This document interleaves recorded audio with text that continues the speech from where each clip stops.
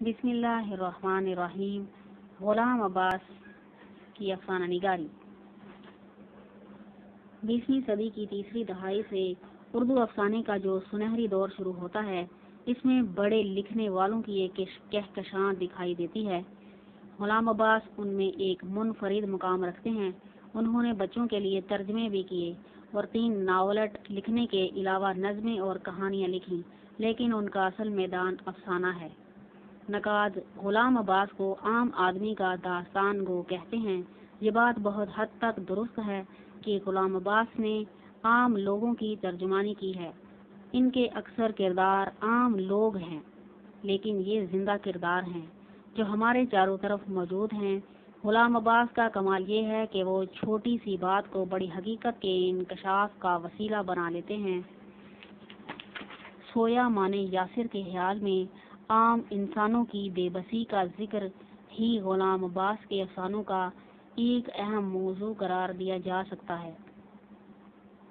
وہ اصلاحی معنوں میں تو ترقی پسند نہیں، لیکن معاشرے کو بدلنے کا خواب ان کی کہانیوں میں موجود ہے۔ شہزاد منظر کی رائے میں غلام عباس نے رومانیت اور مثالیت سے الگ رہ کر حقیقت نگاری کے رجحان کو اختیار کیا، لیکن ان کی حقیقت نگاری یک سطحی نہیں، بلکہ وہ اوپر کی سطح سے نیچے جا کر حقائق کی تلاش کرتے ہیں۔ اس لیے ان کے عام لوگ بھی عام کردار نہیں، بلکہ کسی نہ کسی حوالے سے اپنی ایک انفرادی پہچان رکھتے ہیں۔ غلام عباس نے جس وقت لکھنا شروع کیا، یہ پورے گلوب پر ایک آشوب کا دور تھا۔ خصوصاً برصغیر میں نو آبادیاتی نظام اور مغربی اثرات کی یلغار نے پرانے ڈھانچے کو ہلا کر رکھ دیا تھا۔ نئی فکری تحریکوں کے اثرات نے ادب میں موضوعات کے ساتھ ساتھ اسلوب فن کے نئے تجربوں کی راہ بھی ہموار کر دی تھی۔ حقیقت نگاری کا فن عروج پر تھا۔ غلام عباس باقاعدہ طور پر تو کسی تحریک سے وابستہ نہ ہوئے، لیکن عصری شعور نے انہیں نئی راہیں دکھائیں۔ ریڈیو پاکستان کے لیے دیے گئے ایک انٹرویو میں انہوں نے اعتراف کیا ہے کہ میں نے اپنے آپ کو ترقی پسند تحریک کا ادیب کہلوانا پسند نہیں کیا، لیکن یہ صحیح ہے کہ اس تحریک نے سب کی افسانہ نگاری پر اثر ڈالا ہے۔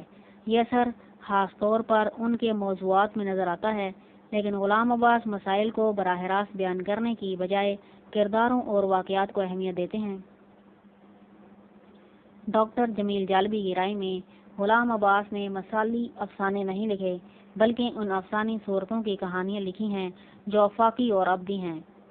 ترقی پسندوں کی اکثریت مقصدیت کے جوش میں کبھی کبھی جمالیاتی قدروں کو نظر انداز کر دیتی ہے، لیکن غلام عباس ادب کی جمالیاتی اقدار اور ان کے فنی حسن کی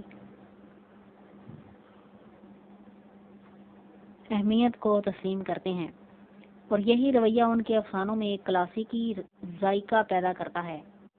کلاسک زمانوں کے ساتھ زندہ رہتا ہے۔ غلام عباس کے اکثر افسانے عصری تازگی کے ساتھ ساتھ ماورائے اثر خوشبو سے مہکتے ہیں۔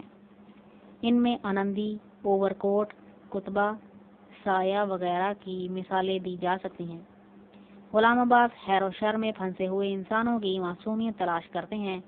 اس کے لیے وہ کبھی کبھی طنزیہ انداز بھی اختیار کرتے ہیں۔ ان کا نقطہ نظر یہ ہے کہ خیر و شر ازل ہی سے انسان کی سرشت میں داخل کر دیے گئے ہیں، اس لیے انسانی زندگی ان دو متضاد رویوں کے درمیان جد و جہد کرتے گزرتی ہے۔ اپنے اس فلسفے کو انہوں نے کہانی کا روپ دینے کے لیے کبھی کردار، کبھی واقعات اور کبھی ماحول و فضا کو استعمال کیا ہے۔